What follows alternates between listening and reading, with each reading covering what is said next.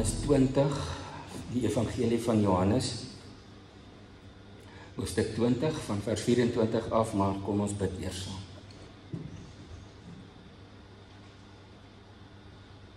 Ons is so dankbaar, Here, dat ons saam as gelowiges ook u woord het om te mag lees, om al die wonderlike waarhede daarin raak te lees, maar ook die leiding wat u ons gee, deur u woord en deur u gees, die opdragte wat u wil hê ons moet gehoorsaam, om in u spore te loop, in u voetspore te volg, en om dan werklik te kan lief hê, soos u liefgehad het, en nog steeds lief het. En soms dan kom daar groot uitdagings oor ons pad, en ons is nie so seker oor alles wat ons verstaan of nie verstaan nie, of oor die dag van môre. Dankie dat u Heilige Gees ons altyd teruglei na u woord toe, na u toe, en dan weet ons, u sal ons nooit los nie. Dankie dat u ons styf vashou, ook vandag. Help ons as ons lees van twyfel en van geloof, dat u met elkeen van ons vandag opnuut ook sal praat. Amen. Johannes 20 van vers 24 af, dis nou 'n baie gepaste gedeelte na die Paasfeesviering om te lees. Thomas, wat ook Didimus genoem is, een van die 12 disippels, was nie by toe Jesus die eerste maal by sy disippels was nie. Die ander disippels het hom wel daarvan vertel, ons het die Here gesien, waarop hy geantwoord het, as ek nie eers die wonde van die spykers in sy hande kan sien, of met my vinger aan die wonde kan raak, of my hand op die wond in sy sy kan sit nie, sal ek dit so waar nie glo nie. 8 dae later was sy disippels weer in die huis saam. Hierdie keer was Thomas ook by hulle. Die deure was nog gesluit toe Jesus tussen hulle staan en sê, vrede vir julle. Daarna sê hy vir Thomas, bring jou vinger nader en kyk na my hande. Bring jou hand en sit dit op my sy. Los jou ongeloof en wees gelowig. Thomas bely toe, my Here en my God. Jesus antwoord, glo jy omdat jy my gesien het? Bevoorreg en gelukkig is die mense wat my nie so sien nie, maar tog glo. Jesus het nog baie ander wondertekens voor sy disippels gedoen, wat nie in hierdie boek neergeskryf is nie. Wat wel hier opgeteken is opgeteken met die doel dat julle kan glo dat Jesus die Christus is, die Seun van God, en verder dat julle deur in hom te glo die ewige lewe kan hê. Dit was uit die Nuwe Testament vertaling, maar ek is seker u kon dit baie goed volg, Johannes 20 vers 24 tot 31. Net weer hierdie paar verse in vers 28 en 29 het ons gelees, en hier in die Nuwe Testament vertaling klink dit so, Thomas bely toe, my Here en my God. Jesus antwoord, glo jy omdat jy my gesien het? Bevoorreg en gelukkig is die mense wat my nie sien nie, maar tog glo. En dan ook uit Hebreërs 11 vers 1, net uit hierdie 2 verskillende vertalings, die 83 en die 2020 vertalings, lees ons, om te glo is om seker te wees van die dinge wat ons hoop, om oortuig te wees van die dinge wat ons nie sien nie. En dan ook in die nuwe direkte vertaling van 2020, geloof egter is sekerheid van die dinge wat gehoop word, 'n bewys van die dinge wat nie gesien word nie. As ek dit vir julle sommer net so vir interessantheid ook uit die boodskap kan lees, Hebreërs 11 vers 1, wat beteken dit om God te vertrou? Geloof of vertroue in God beteken om nie een oomblik te twyfel nie, dat hy sy belofte sal hou, en om daarna uit te sien. Ons kan dit wel nie nou al sien nie, maar ons weet verseker, dit sal gebeur. Nou, u ken waarskynlik Hebreërs 11 ook baie goed, maar wat ons nou vandag hier sal lees en hoor in hierdie 2 gedeeltes, en wat ons nou net hier in Hebreërs 11 vers 1 gelees het, is om oortuig te wees van dinge wat ons nie sien nie. Ek gaan nie vanoggend baie praat oor wanneer ons soms twyfel nie. Daar is nie 'n kind van die Here in die ganse wêreld van Jesus Christus se tyd tot in ewigheid wat sal kan sê ek het nooit in my lewe getwyfel nie, want ons is menslik. En die feit dat ons nie ons Here fisies hier kan sien en sy hand kan skud of hom 'n stywe druk kan gee nie, maak dit vir ons soveel meer van 'n uitdaging, veral wanneer mense wat nie dieselfde as ons dink of glo nie, of wat niks wil glo nie, vir ons wil uitdaag, dan is daar tye wat 'n mens maar net by jouself wonder. Maar ons is geseënd, sê die Here vir ons, dat ons kan glo sonder om te sien. En dit beteken dat ons oor die tyd van ons geloofslewe, dat die hoofkenmerk van ons lewe moet wees, die persoon, hy of sy of ek het geglo. Mens wil nie bekend staan as 'n twyfelaar nie. En daarom is dit bietjie onbillik om van Thomas te praat as die twyfelaar. Want hy het miskien nou, wel voor Jesus se kruisiging het al die disippels maar gewonder en hulle het nie verstaan nie. As jy Markus veral gaan lees, hy beklemtoon dit baie hoe die disippels nie wou glo en verstaan wat Jesus vir hulle sê nie. Want onthou, hulle het 'n eeuwelange verwagting gehad van 'n koning wat hulle gaan kom red van die mag en die juk van die onderdrukker. En hier kom hierdie saggeaarde, liefdevolle Jesus en hy seën almal en hy genees die wat hy kan almal en hy raak aan melaatses en hy help armes en krepeles. Dis nie die koning wat hulle in gedagte gehad het nie. En nou, na Jesus se opstanding weet ons, daar was maar ook nog 'n bietjie twyfel. Hulle het nie almal so dadelik hierdie wonderlike geloof gehad nie. Thomas word nou wel uitgesonder dat hy, omdat hy die eerste keer nie teenwoordig was nie sy broers en susters wou glo toe hulle sê, maar ons het die Here Jesus gesien, hy het opgestaan. Nou as ons weer 'n bietjie net vir 'n klein rukkie dink aan Hebreërs 11, want in die Joodse Bybel, wat ons nou maar die Ou Testament noem, het ons 'n paar karakters van gehoor, en nou weet julle wat hulle in gemeen het, want ons het daai hoofstuk waarskynlik almal al baie gelees. Maar daar word name genoem soos Abel, Kain en Abel se Abel, en Henog. Nou Henog is nie 'n karakter waarvan ons baie weet nie. Ons weet wel dat hy het 'n baie intieme verhouding met God gehad, al daartoe in die Ou Testament, en daar staan in 'n baie mooi taal, hy het gewandel met God. En so was dit dan dat God hom lewendig in die hemel opgeneem het. Dis een van die min mense waarvan ons dit lees. Ons weet, daar staan die Here het vir Henog gesê, iemand het gespot en nie gespot nie, maar met 'n so tong in die kies gesê, die Henog het met God gewandel, en toe sê die Here vir hom, ag maar kom jy maar dan sommer saam met my huis toe. So Henog was baie lief vir die Here. En dan weet ons ook, daar word gepraat van nog mense soos Noag en Abraham, Sara word net so terloops genoem. Wat het hulle in gemeen? Abel, Henog, Noag, Abraham. Dis karakters, en daar's nog baie ander ook, dis karakters wat ons lees van hulle twyfel wat in geloof oorgegaan het. En dit is vandag wat ek wil hê ons by Thomas ook moet duidelik raak sien.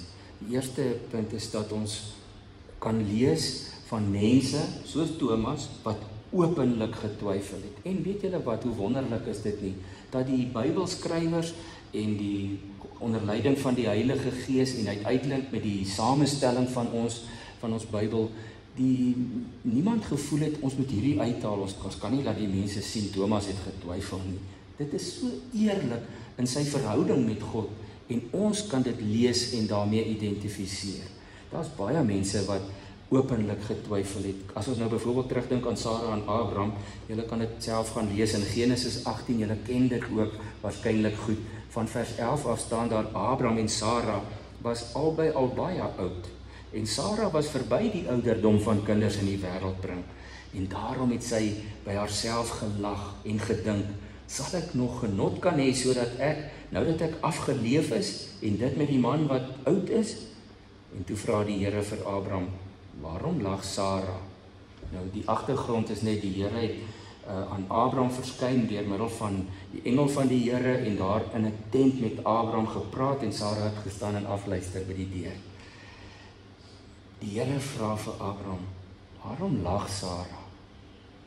En ek is seker Abraham het self maar 'n bietjie gewonder dat hulle hier by amper 100-jarige ouderdom nou na al hierdie jare 'n kind gaan hê. Maar Abraham en Sarah se twyfel is vir ons openlik geteken in die woord. Die volgende een wat ek vir u wil aan laat terugdink is Moses. Nou Moses was vol verskonings. Dis die ander manier van twyfel. As 'n mens nie seker is die pad wat die Here vir jou het of die opdragte of die verantwoordelikhede wat jy voel die Here op jou laai en jy's nou nie so seker nie of jy's bang, dan maak ons maar soos Moses en ons dink 'n klomp verskonings uit. Die Here sê vir hom uit 'n wonderwerk brandende bos praat die Here met hom.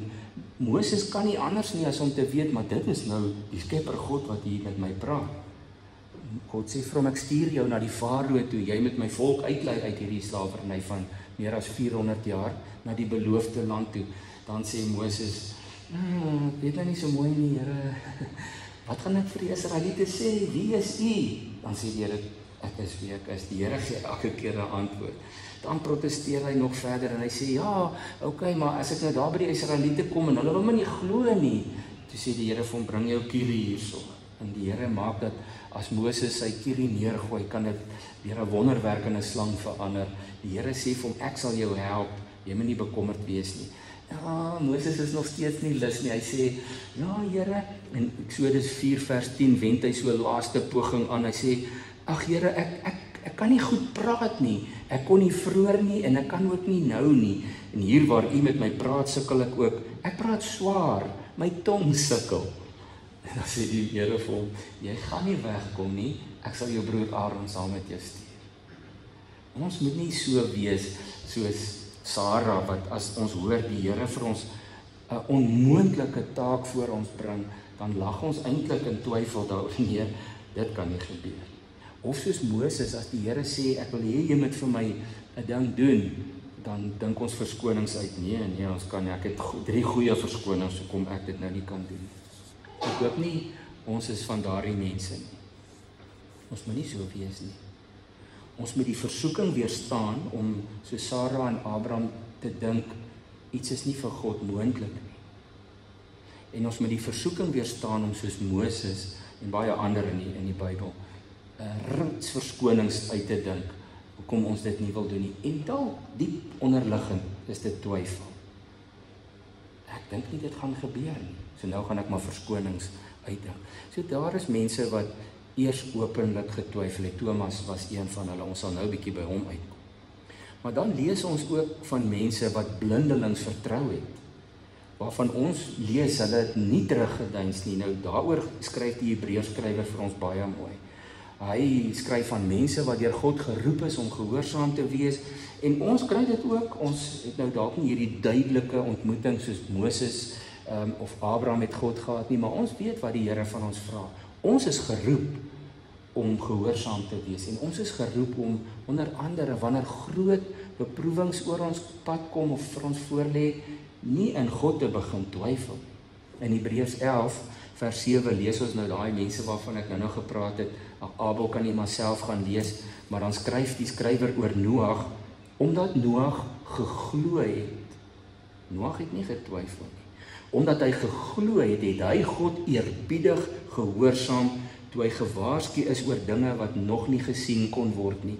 Daarom het hy die ark gebou om sy huisgesin te red. Sy geloof was 'n veroordeling van die wêreld, maar dit het hom erfgenaam gemaak van die vryspraak wat deur geloof kom. Noag het geglo en God eerbiedig gehoorsaam. Ons moet tog versigtig wees. Ek weet nie waar kom dit vandaan, of dit dalk in die kinderbybels was of in ander stories nie. Ons lees nêrens in die woord van die Here hierdie dat die bure en sy ander vriende hom gespot het en hom nie wou glo nie. Dit staan nie in die Bybel. Ons lei dit maar af. Wat ons wel lees is dat daar was ander mense en hulle het hierdie waarskuwing nie gerespekteer nie. Petrus skryf selfs daaroor. Hy skryf van hierdie mense, dis die mense wat aan God ongehoorsaam gebly het, toe hy groot geduld met hulle aan die dag gelê het, in die tyd toe Noag die ark gebou het. 1 Petrus 3 vers 20. Nou, 1 Konings 18 lees ons van 'n soortgelyke, ek wil amper sê 'n dapper geloof van die profeet Elia. Ag, daar's 'n lang geskiedenis oor hom en koning Agab en die koning en die Israeliete en die koning se vrou het die afgod Baal gedien en hulle wou glad nie terugkeer na God toe en hulle die volk ook beïnvloed om nie meer vir God te wil glo of te aanbid nie. En dan lees ons in 1 Konings 18 vers 21 hoe dat Elia 'n uitdaging aan die volk rig. Elia het voor die hele volk gaan staan en gesê: "Hoe lank hou julle aan hink op twee gedagtes?" Dis 'n mooi Afrikaanse idioom wat uit die Bybel uitkom, hè. Hoe lank hou julle aan met hink op twee gedagtes? Die tieners sal sê julle kan nie julle mind opmaak. As die Here God is, volg hom, maar as dit Baal is, volg hom. En daarna ken julle mos die verhaal hoe Elia die priesters van die Baal godsdienst uitgedaag het met offers op 'n altaar en gesê, kom ons kyk watter altaars slaan aan die brand as ons God vra. En dan weet julle mos die hele dag het hierdie Baal priesters te kere gegaan. Ag julle, dit lees soos 'n sirkus, hoe hulle geskree het en hulle self stukkend gesny het. Daar staan tot laat die middag, tot dit al amper tyd was vir die aandoffer. So dit was al amper hier net voor 6 omtrent. Hierdie spektakel en Elia, ek dink hy daar onder 'n boom gesit en 'n uiltjie knip, want hy weet daar gaan nou mos nou niks gebeur nie. Dan lees ons hoe dat Elia opdrag gee dat hulle 12 kruike water oor die altaar uitgooi, oor die bulle wat geslag is om te offer en die hout en 'n voor rondom die altaar 12 kruike water. Sê hy gooi water op hierdie altaar. Want Elia het geweet God gaan die wonderwerk doen. Hierdie daar staan die water het die sloot vol geloop en Elia vra vir God om sy ding te doen. Dan staan daar in vers 38, toe kom daar vuur van die Here af en dit verbrand die offer, die hout, die klippe en die grond. Dit het selfs die water in die sloot opgelek. Toe die hele volk dit sien, het hulle op hulle knieë geval en uitgeroep, die Here is God, die Here is God. Dalk het Thomas dit ook onthou, want hy gee amper dieselfde belydenis. Ag en dan net kortliks, ons hoef nou nie lank by hom stil te staan nie, ons dierbare goeie ou vriend Job. Hy was ook een wat getrou bly glo het. Julle kan maar self sy boek weer 'n slag gaan lees. Hoe sy vriende, sy sogenaamde vriende vir ons sê, hoorie, so ons dink jy maak 'n fout, jong. Ons dink regtig hier's baie groot fout met jou geloofslewe. Dit moet sonde wees wat die Here hierso aan die straf is. Maar Job bly glo, hy sê ek sal nie teen God draai nie, want dit is nie wat die situasie is. Ag en dan kom Job se vrou ook nog in. En soms is dit maar so dat selfs ons huweliksmaats, ons voel dalk hulle ondersteun ons nie 100% nie. Ons moet dit as huweliksmaats nie doen nie. Ek sê nie mens moet agter jou huweliksmaat aangaan as hulle verkeerde goed doen nie. Maar Job se vrou het vir hom gesê, wil jy nou nie maar vir God vervloek en kyk nou aan die einde aan hierdie lyding nie. Ek dink nie sy het getwyfel nie, maar sy was dalk moedeloos. Waarmee was sy moedeloos? Met Job se uithou vermoë, met sy geloof. Hy sit daar op hierdie ashoop, vol seere, en hy sê, maar ek gaan nie vir God versaak nie. Ek sal hier sit. En God het hom uiteindelik tegemoet gekom. Ons moet nie dink hierdie is goeie oplossings. Ek wil nou nie uitdagend raak met mense wat van my verskil oor geloof of godsdienst nie. Ek wil nie my beste vriende aanvat in 'n argument oor hoekom hulle dinge anders sien as ek nie. Maar sorg jy net dat jy, soos hierdie voorbeelde wat ons gehoor het, soos daardie mense getrou aan God bly, wanneer God met jou gepraat het. Die probleem is dat hierdie mense, soos in die Nuwe Testament ook die Fariseërs, 'n teken wil hê. Hulle dink as die Here nou net iets wonderliks sal doen, soos daar met Elia op die berg Karmel. As die Here net 'n teken weer sal doen, dan staan daar in Matteus 16 van vers 1 af dat Jesus gesê het, die Fariseërs, daar staan die Fariseërs en die Sadduseërs het gekom om Jesus op die proef te stel. Hulle het hom gevra om vir hulle as teken uit die hemel 'n wonder te doen. En wat was Jesus se antwoord in vers 4? 'n slegte en 'n afvallige geslag wil 'n teken hê.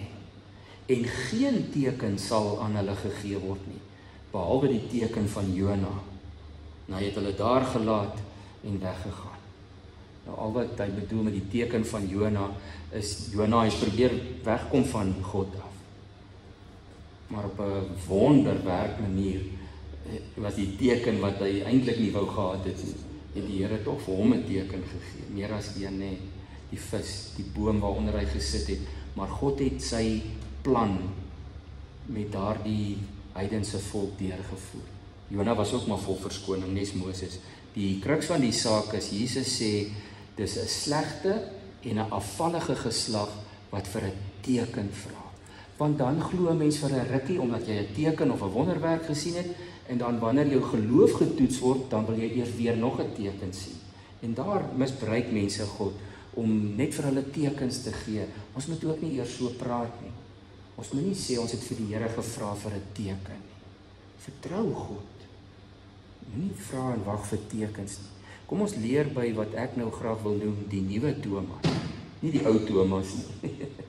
Die ou Thomas was ook so, hy wou ook eers 'n teken sien. Hy wou 'n tasbare bewys hê.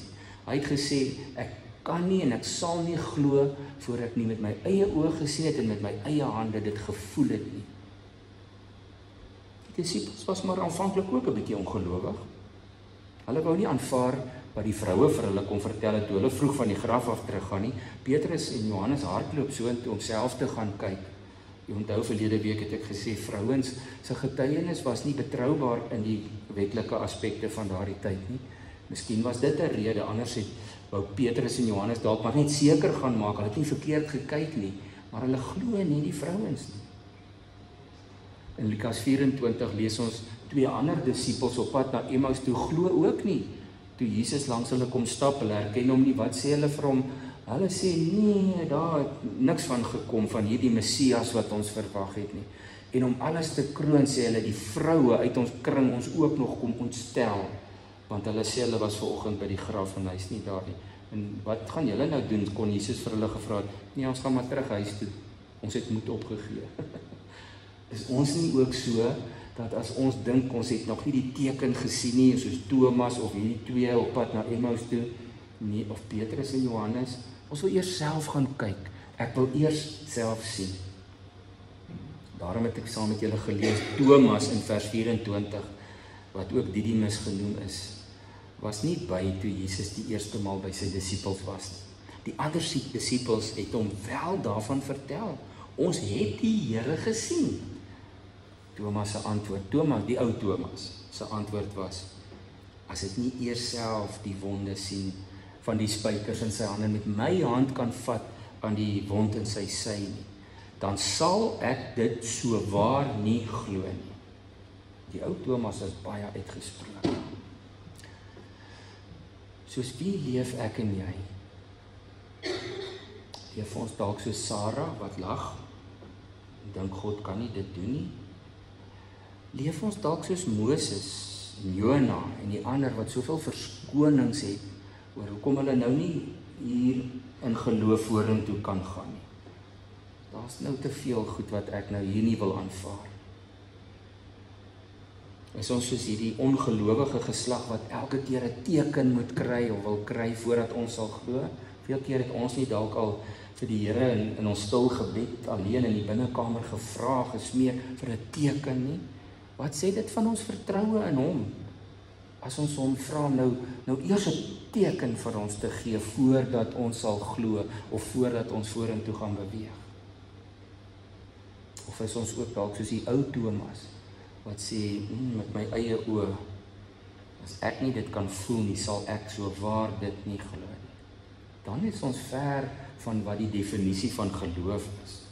Dan is ons ver van wat die Hebreërskrywer vir ons so duidelik dubbel vertolk in die eerste vers. Hy sê, om te glo is om seker te wees van die dinge wat ons hoop en om oortuig te wees van die dinge wat ons nie sien nie. So as Thomas in sy lysie van gelowiges sou gewees het, moes daar gestaan het, Thomas het gesê, ek sal julle glo, al het ek dit nie gesien nie. om oortuig te wees van die dinge wat ons nie sien nie. En eintlik kon die skrywer net gesê het, om oortuig te wees van God, al kan ons hom nie sien nie. In die Nuwe Lewende Vertaling staan daar, wat is geloof dan? Dit is 'n vaste versekering dat die dinge waarna ons uitsien, inderdaad sal gebeur. Dit is die bewys dat God die dinge wat ons nog nie kan sien nie, sal waarmaak.